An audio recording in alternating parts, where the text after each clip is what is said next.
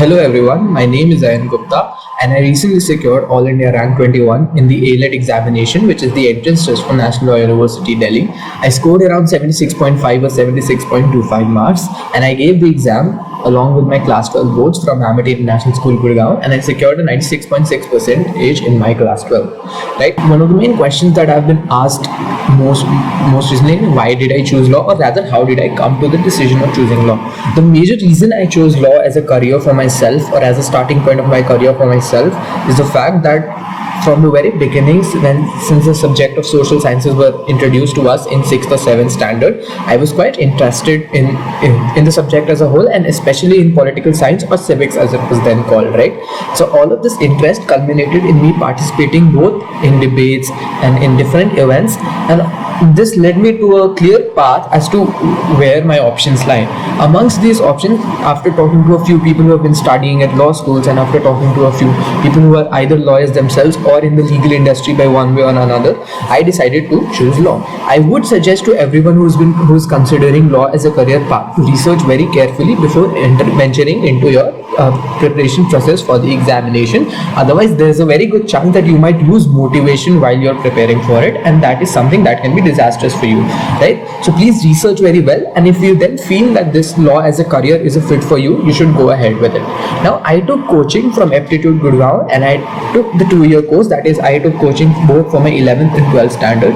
The primary reason I took the 2-year program was the fact that throughout my 11th standard, when I was learning the basics, I could also experiment with the studying process that I have. Because if you understand that the studying process for these examinations is quite different from how we study for subjects in our school, right? Where we have a clear predefined syllabus and we have prescribed textbooks. Unlike here in these examinations, there is no precise syllabus, there is no prescribed textbook per se, and all we have is a rough idea as to what can come in the exam. You have to prepare accordingly, right? And so throughout my 11th standard, I tried different methods of studying. For example, one of the things that I tried differently was the duration of my study. For some people, studying for long hours is much more effective, and for others like me, prefer to study in short gaps, in periods of 45 minutes to 1 hour breaks, right? And so accordingly, you can experiment all around your 11th standard. Apart from that, one other advantage of this is that you get much more time to do things which are non-prescribed, things which aren't clearly defined and which are extremely lengthy. For example, things like vocabulary, which are clearly aren't defined. So it becomes a bit problematic to do vocabulary in a short span of time. Hence, so opting for a 2-year program helps you do that. However, for these examinations, one can easily prepare in within a period of a year. In fact, a lot of people who crack these examinations do the same. One of the major dilemmas that any student who has been preparing is that how do we use the books that are in front of us, or how do we use forums like ProTalent that are presented to us, which provide us with such streamlined information, right? And so the best way to use this is to figure out what works best for you. So that is why I said that it's very important towards the early stage of your preparation, especially those who are taking the 2-year program, to experiment a bit to figure out what's the best method for them to study. Some people, for example, for GK prefer making notes. Like me, I made notes throughout the year using videos from ProTalent. Well, there are other people who find it much more useful to watch the video over and over again, so they can recollect when the time comes. So you have to understand that to figure out what works best for you, and the only way you can figure that out is by not arbitrarily rejecting any strategy and giving it a try. Another very important thing with GK is people try to mug up GK, right? And so what they would do is they would try to remember everything word by word, or they would try to remember every fact related to every news article or every news point, and that is not something that is expected out of you. The simple strategy to doing well in GK is to be able to recall. So in order to be able to recall, the best thing for you to do would be to make notes or to watch the video or the or to go through your notes or watch the video over and over again. Because once you do that, your brain starts connecting the dots. So the next time you see something related to that news, you'll instantly be able to figure out what the answer is. Or when you see the options, you'll instantly be able to figure out what is the best option that will go with the current with the given question. And that is the best way to use forums like this. I would advise that do not overflow with info. Do not buy a lot of books or do not subscribe to a lot of forums and go ahead. Choose one forum, choose one or two forums or one or two sources of, especially for GK, and then go ahead with them. This would be the best way to do that. And please remember that you cannot cover everything. So please do not try to cover everything that comes under sun when it comes to GK. There's a lot of people who try to do 4 to 5 compendiums, and all they end up doing is they end up completing neither one of them, and it does not lead to anything because they can neither recall or they cannot remember anyway either. Right? And so this is, in my opinion, the best way to use these forums. The next biggest question before me is, how did I prepare for both these examinations, CLAT and AILET? Right? So one of the major things, like I said, is that you have to personalize your preparation process, because the aim throughout your preparation process is the idea that so it's a twofold aim that, in my opinion, you should have. The first aim is that you should be able to accurately attempt as maximum number of questions as you can. The second is that you have to ensure that while you are attempting them with accuracy, you do not exhaust yourself. Your brain does not exhaust yourself within the span of that 2 hour or 1.5 hour period, right? Because the moment your brain exhausts yourself or your brain capacity starts going down, your accuracy will also go down, and that will negatively affect your scores, because again, there's negative marking, right? So the more questions that you get wrong, the lower your score goes, right?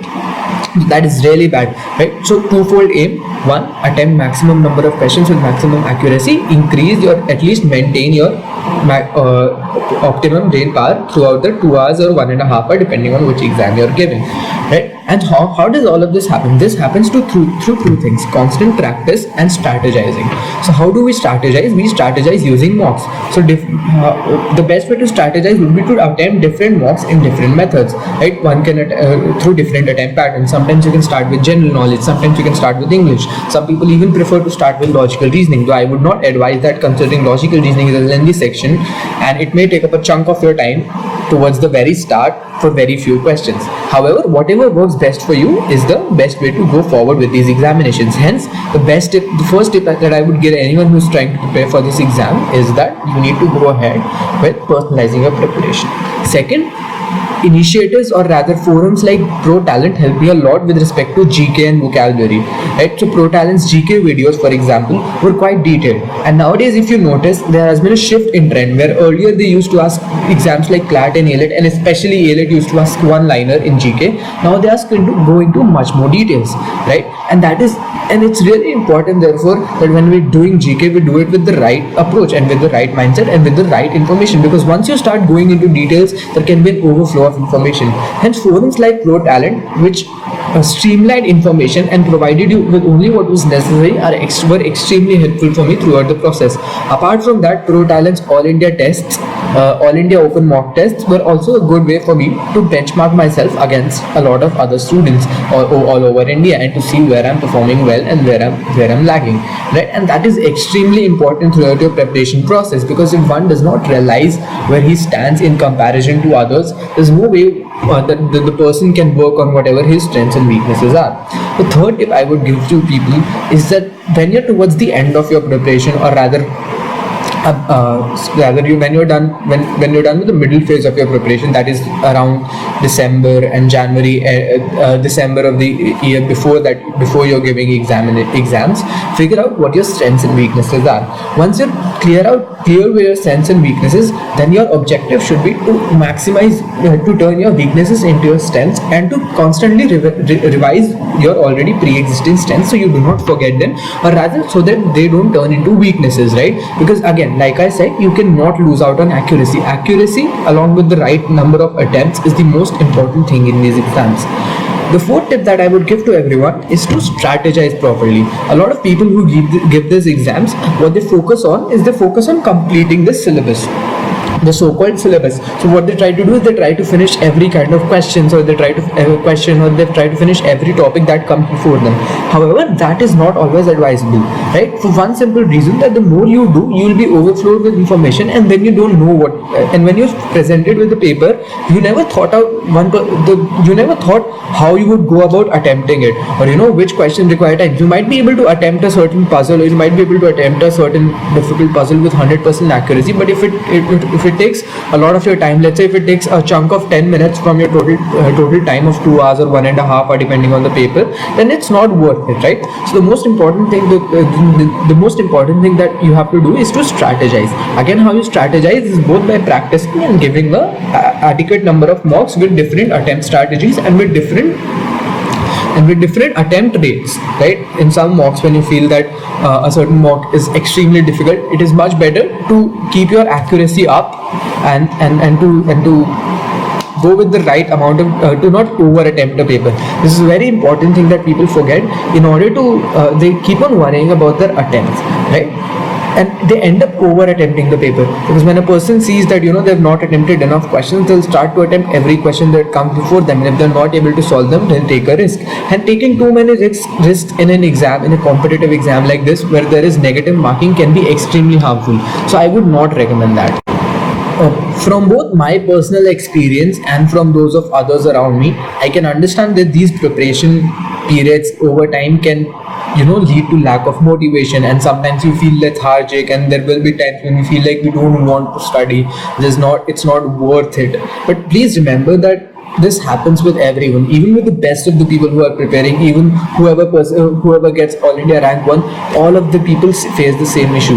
The best way to deal with this issue is to learn to keep calm, right? So once you learn to keep calm, you'll realize that these issues that you face of lethargy, of lack of motivation, you can easily defeat them by training your mind, putting your mind into a certain mindset that you want to. And secondly, you'll realize that when you're able to be calm, you'll realize that when you're giving the mocks, and even when you're giving the actual exams, you'll find it much easier. You'll realize that it's much easier for you to go through. Even if something wrong happens during the actual exam, you can find a way around. But the only key catch to that is you first need to learn, and we need to constantly practice how to keep our minds calm. So one method of doing this could be motivation or meditation. For some other people, something like music helps, right? So figure out what helps you keep calm, and try to bring that calmness of mind make that a portable feature of yourself, right? Where you can make yourself calm in whatever the situation is, no matter how stressful the situation is, or no matter how lethargic the situation is. Try and understand that everyone who's preparing through this will go through lethargy and will go through baths where they feel like they're just not doing well enough. And the best way to go, and the only way to succeed is to just keep going regardless of how you feel as to whether or not what you're doing in the moment. Thank you.